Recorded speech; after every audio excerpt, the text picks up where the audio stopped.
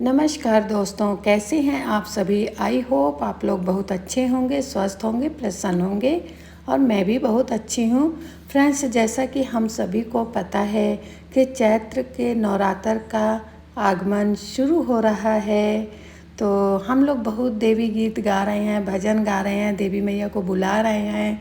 तो उनको बुला तो रहे हैं, लेकिन उनके विराजमान की जगह भी तो हमें तैयार करनी पड़ेगी। हम कहीं इधर उधर तो बैठा नहीं सकते हैं, मैया है हमारी वो, तो उनको आदर सम्मान पूर्वक हमें एक जगह बैठाना होगा, जिससे वो 9 दिन आराम से बैठे रहें और हम उनकी सेवा कर सकें। तो उसी के उपलक्ष्य में मैं आप लोगों को कुछ बातें बताना चाहती हूँ कि मैया आएंगी तो उन्हें कैसे विराजमान करना है। तो चलिए देखते हैं इस वीडियो में।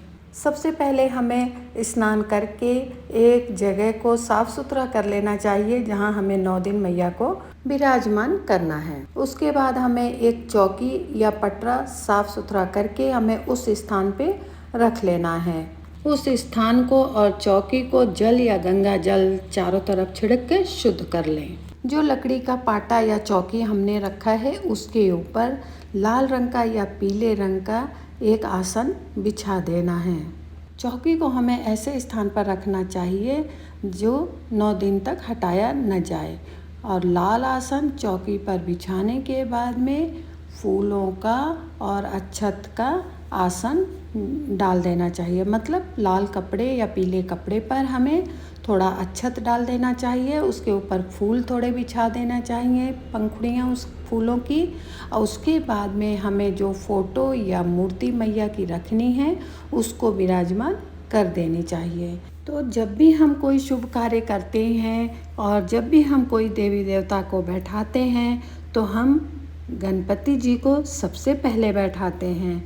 तो गणपति जी के लिए भी चावल का अष्टदल कमल बना करके उसके ऊपर हमें गणेश जी को बैठाना चाहिए। माता रानी और गणेश जी को बैठाने के बाद में हमें पीतल या मिट्टी का एक पात्र यानी लोटा लेना है, जिसे हम कलश कहते हैं। तो कलश पर रोली से हल्दी से स्वस्तिक बना करके ओम लिख करके उसके बाद कलश के कंठ पर कलावा बांध दें। कलश में जल उसके कंठ तक यानी उसकी गर्दन तक हमें भरना है। उसके बाद कलश भरे जल में हमें एक सुपारी, हल्दी की गांठ, एक द्रव्य का सिक्का, फूल, अक्षत, ये सब हमें उस जल के अंदर डाल देना है।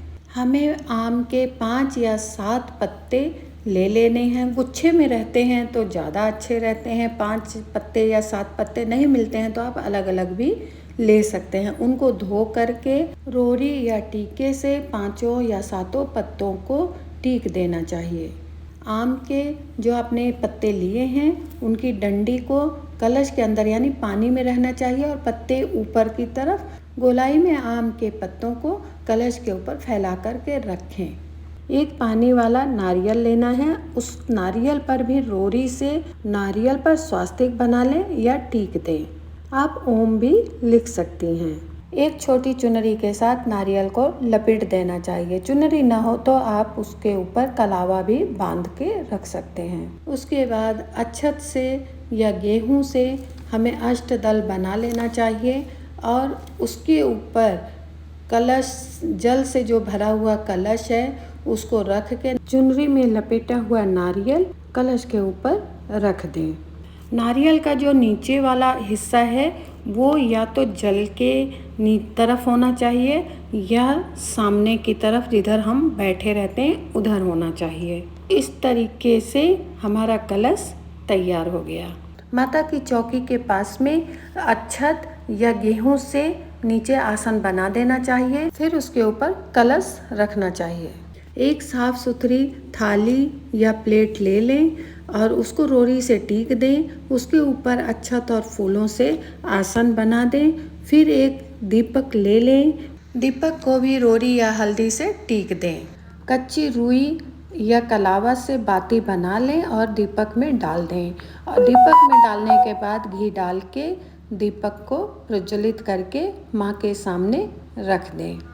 गणेश जी को भी कलश के सामने विराजमान करना चाहिए। एक मिट्टी का या कोई और बर्तन ले लें, कटोरा जैसा, और उसमें मिट्टी या बालू डाल दें और उस कटोरे में को एक थाली में रख दें और उसके बाद में उसमें गेहूं या जौ बो दें और उसके ऊपर पानी छिड़क दें। इसे भी चौकी के पास एक किनारे रख दें। इसमें 9 दिन पानी छिड़कते रहेंगे तो ये खूब इसमें ज्वारे पनप जाएंगे। ज्वारे की थाली को गुलाब के फूलों से सजा देना चाहिए। ज्वारे माता रानी को बहुत ही प्रिय होते हैं। उसके बाद फूल से जल लेकर के सबके ऊपर छिड़क दें। फिर भगवान गणेश जी को एक जनेऊ पहना दें। जनेऊ न हो तो आप कलावा चढ़ा दें। गणेश जी को कुश और द्रव्य चढ़ा दीजिए। माता रानी को चुनरी उड़ा दें। सबको हल्दी और रोड़ी से टीक दें। आप 9 दिन का व्रत नहीं रख सकते हैं तो आप परिवा का और अष्टमी का, शुरू का और लास्ट का 2 व्रत रख के भी आप देवी मैया की पूजा कर सकते हैं। सब कुछ करने के बाद में माता रानी को फूल चढ़ाएं, गणेश जी को, कलश जी को, सबको फूल चढ़ाएं और माता रानी को श्रृंगार का सामान चढ़ाएं। और माता रानी को भोग में चढ़ाने के लिए सबसे पहले पान, लौंग, इलायची चढ़ा दें। माता रानी को बहुत अच्छा प्रिय है।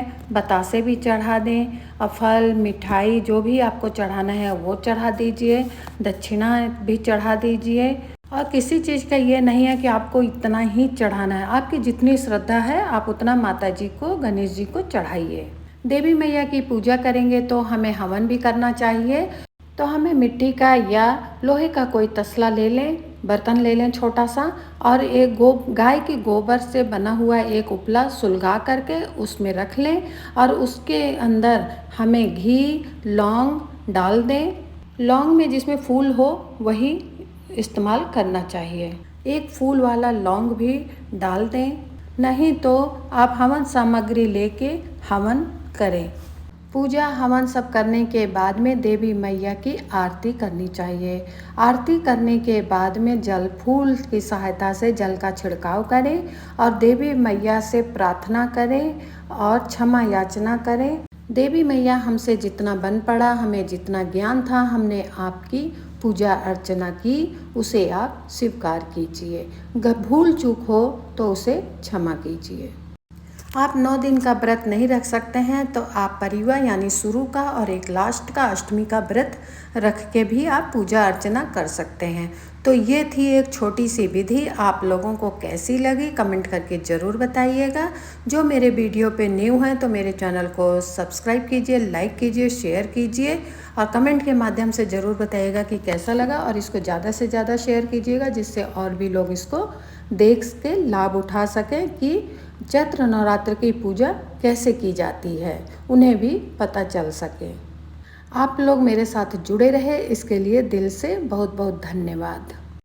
तो जोर से बोलिए माता रानी की जय। तो मिलते हो नेक्स्ट वीडियो में, तब तक के लिए बाय बाय।